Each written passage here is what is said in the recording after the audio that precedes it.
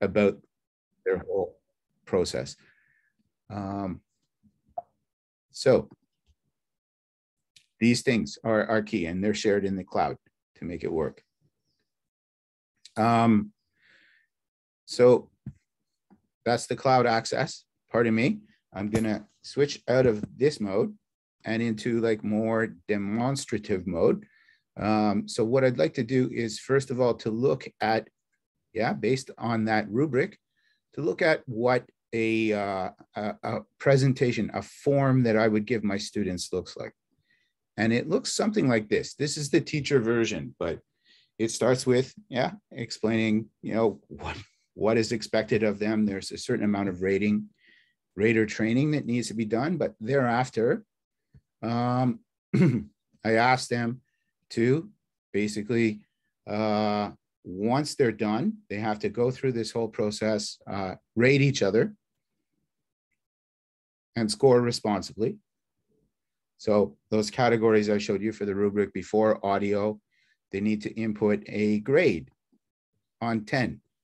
And so one of the things that has been a great frustration for me doing this whole thing is that, students will put in like A or B or C or whatever instead of a number. So one thing, when you're making a form like this, one of the things on the bottom right here, you can either require or not require. Probably best not to require, because it's a form you use over and over again. So, maybe student 1, 2, 3, 4, you get through the first week, 5, 6, 7 are the next week. So if you require within a form students to answer the question, then they have to put in a grade for someone that presented the previous week. And so that doesn't work very well. But more importantly, getting back to making sure that they're putting numbers in, on the side here, there's something where you can ensure response validation. And that's really important and very powerful. You can choose. So, in the question of where I'm asking them to put in numbers, I specify, I say, you have to put a number in here, and it has to be less than 10. Can't be more than 10. So that's a response validation, and it helps when you start to calculate everything. And then, so A, B, C, D, E, these 5 different rubric subcomponents, 10 points each, then comments, which gives it a multimodal aspect. And then once again, with that response validation, this time I say it needs to be text. And this helps too, because there's, they're cycling through this fairly quickly, and sometimes they get mixed up where they are, and they put in a number where they're supposed to be putting in a comment or whatever. So it's a very useful function within Google Forms, and I'm sure that the other flavors of this, Microsoft or whatever they may be, have something similar if you can find it. So that's the form, right? And this is the form as I designed it.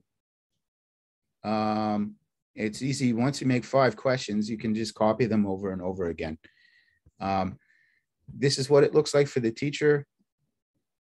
This is what it looks like for the student. And so we'll go through several presentations. And at the end of those presentations, I'll ask them to go to the bottom. Could be a big class like this, and there's lots, and to submit, right? Once they submit that, it comes to me automatically. It comes to the teacher automatically. And we can see that from the teacher version of the forms. On the side, there's a link to a Google spreadsheet. So you can specify what spreadsheet you want to do that in. Later today, I'm going to be talking about making a grade sheet for students. And I'll talk about this a little bit more. But for now, if I open that up, it comes to, here we can see students scoring for each of those 5 categories, and then also their comments. So what I'll do with that is, this is what comes in the spreadsheet, but at the same time, I'm using that spreadsheet to synchronously grade students like this. where the gold is peer evaluation and the purple is teacher evaluation. So this, using an average function, I can say, okay, just average everything up here and give me a grade down here for average, peer, and self-evaluation. And then while they're doing the presentations, I'm putting in grades here in the purple. Then I get an average of it, and I can tweak it. If I find that the rater behavior is responsible, then I can go with 50-50 or whatever. If it's not so responsible, or I'm a little nervous, this was, I believe, the first presentation with this class. So I evaluated, my part of it at 70%, 0.7, and the students' part at 30%. So yeah, some students are a little nervous when they start doing peer evaluation and this sort of thing. They feel like, wait, teacher, okay, I'm all right to have an evaluation from teacher, but what about peers? Not so happy. So yeah, you can explain to them that it's a learning process. It's a multimodal process. So that's what the scoring sheet looks like, synchronously scoring. I'm putting in comments. I'm putting in feedbacks about mistakes that I won't discuss in this particular presentation, but below, it's really easy to, excuse me, to amalgamate the feedback that came above. So the feedback that's in this cell, I amalgamate down below so that the peer feedback's in there. Okay. And as I said earlier, unless you give it to them really early in the game, it's not so salient, shall we say. So what I like to do is to just copy it very quickly and turn it into a PDF.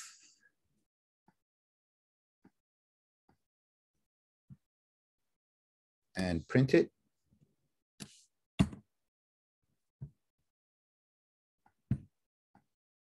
And send it to the students. So here's an example. Yeah, I'll just put it on my desktop right now. But the PDF comes, and this is not the cleanest example, but this is what it will look like. And students, like, they get a mail about this almost right away, within about an hour of the class, of their presentation. They get their grade from peers, from their self, from me. They get my comments, feedback about their grammar, etc., and then peer comments. So in this particular case, I didn't freeze the row, which was a mistake, because you'll notice along the side here, I have 1, 2, 3, 4, 5, 6, 7. So what I'll do is I'm going to do that over again. I'm going to freeze that one column. And I'll print again. And this time, there'll be numbers along the side, beside the comments. Okay, and that's absolutely critical, because I ask students not only to evaluate each other while it's going on, but then to look at the comments from other students, the grades from other students, their overall grade, and react to that. And so the ultimate, they get sent this as their feedback, pardon me, and they can see numbers along the side for comments from peers. So with those comments, in this case, it's missing a bit, but with those comments, it's delivered to them very quickly. There's a lot of feedback there, a lot for them to think about as far as their performance went. And then they get an opportunity to respond to that. So once they've gone through it, I ask them to do a reflection, which is not something I'm going to talk about today, but then also to evaluate the commenters. So if we look at this, pardon me, comments. So your chance to respond. You've received grades from teacher, you've received grades from peers, right? And so, especially with the comments, because I really want to incorporate that reading and writing component into presentations, and it's outside of class time, so it's a bit of a flipped endeavor, I ask them to consider the comments that they get along these particular criteria. Were they constructive? Were they incisive? And then I ask them to make sure when they're writing comments that they're free of grammar and spelling mistakes, whether they're properly formatted. And then if someone's absent and they just don't bother to do it, we'll give them 0, because that helps me to give them 0 when it comes to participation. Yeah, what did you do? You didn't put any comments in, you didn't score anyone. So this is like, it's easy to document this, and it makes it a much more involved and I think fair process in the end.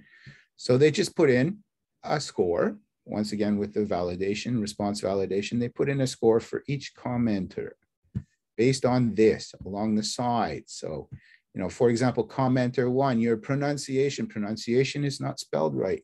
So give them a little bit of a hit on that, but not too much. And so this whole process, I mean, part of the feedback aspect of it is just, they know that you care. They know that you're involving them in the process.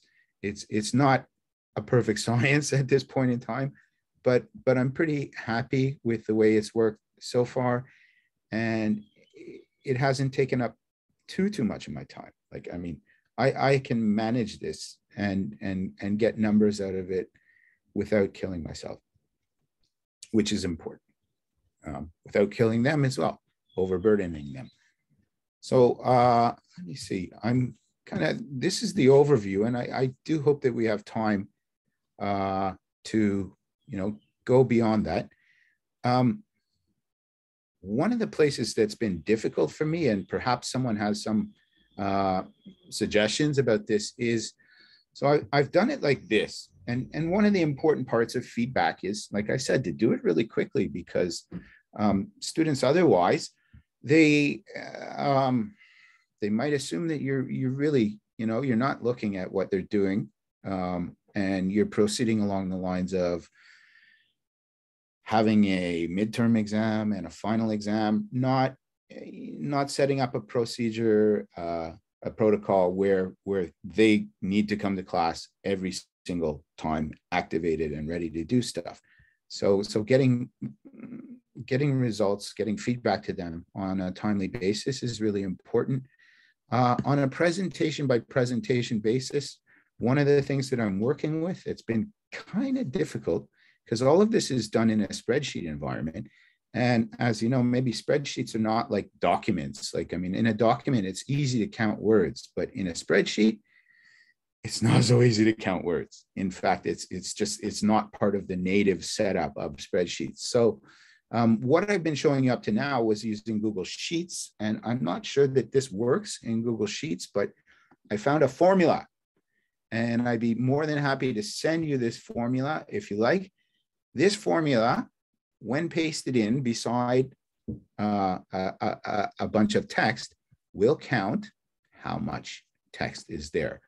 So what I did is aggregated with a very simple function, aggregated student comments in 2 ways. One, here are all the comments about your presentation, which to me now I don't think is all that useful, but here are all the comments you made for a particular presentation iteration. And in that sense, what I do is I take it and I post it again the same way, right? As a PDF, I can just print this and post it in a shared place where everyone can see it.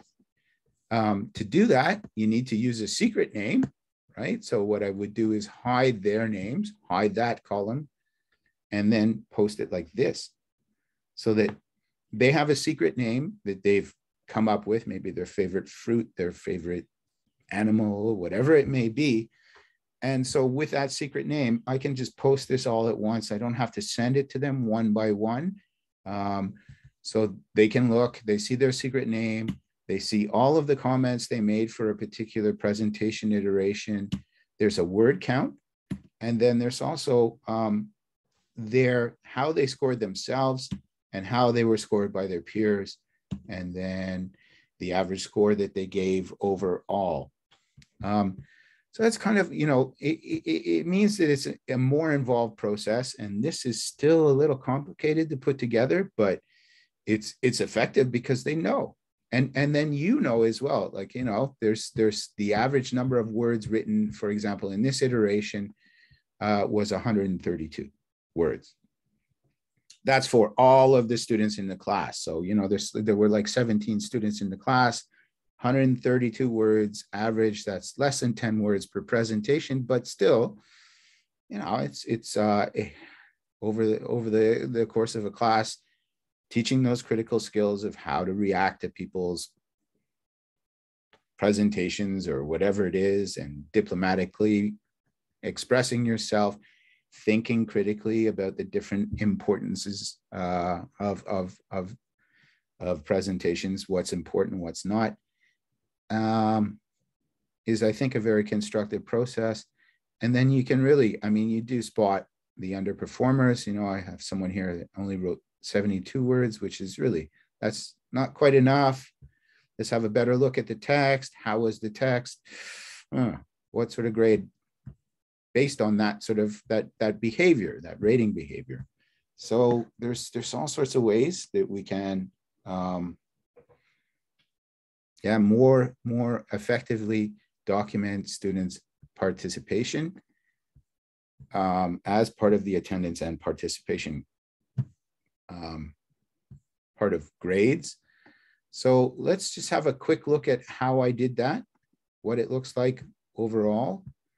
So here in my attendance and participation scheme, first of all, absence, late, and then a score, a perfect score of 20. Some people scored 0, some people scored 20. A lot of people did very well, but that's just based on absences and lateness as the first part of attendance and participation. Another part based on scoring behavior. So in this particular class, there were 4 presentations over the course. And so the first was only 1 iteration. The second, there were 3 different times that it was done. The third, 3 different times, and the fourth just once again. But so that's a total of 8 scoring opportunities. The red indicates that students they didn't submit anything. And so, basically almost a binary thing where if they were scoring properly, then they would get full credit. And if they weren't, they would get no credit. So that ultimately came through to some scoring that makes a difference.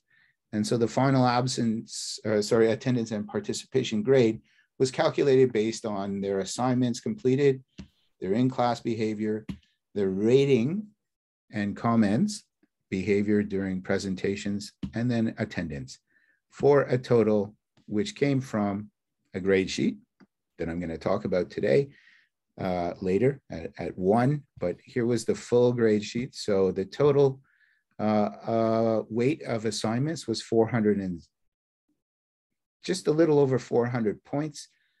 So the attendance and participation grade, as 10% of that came to, it was closer to 50, I guess so, or 500. So I rounded it to 50 points total for their participation, attendance and participation grade. And that's what they were awarded here. No, 41 points, pardon me. These are, I think, 2 different spreadsheets, pardon me. But you get the general idea, I hope. And we still have some time. I'd like to check at this point 2 things, actually. First, I'd like to thank the Japanese Society for the Promotion of Science for their support in this research. And then I'd also like to get your feedback and your questions at this point in time. Okay.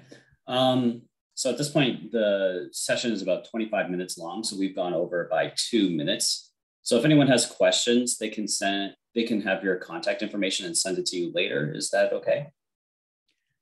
I guess so. I thought we had until 11. I was told that it was 25 minutes, but I don't think I see a problem with going another 2 minutes long, if that's what you want. Yeah, I don't know. Okay. In at least in yeah, I was planning for 30 minutes. I was told it was 30. Okay, that's fine. Okay, that's something to be aware of. Yeah. I'll double check with that. Yeah. I don't know that anybody has any questions, but yeah. Certainly, if you come to the JALT room in the virtual booths, I could set up a separate Zoom if you have questions or you'd like to talk about this. But just, yeah, quickly, I see in the chat there's a thank you, and I'd like to thank everyone for your kind attention. And perhaps, yeah, let's just finish on time. And Tom, thank you very much for being a great room host. Okay, thank you for your patience with me. Yeah.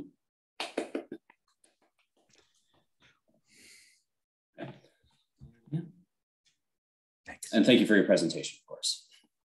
Thank you. I guess everyone, if there's another session that they would like to attend, I guess they can leave now and go to that session.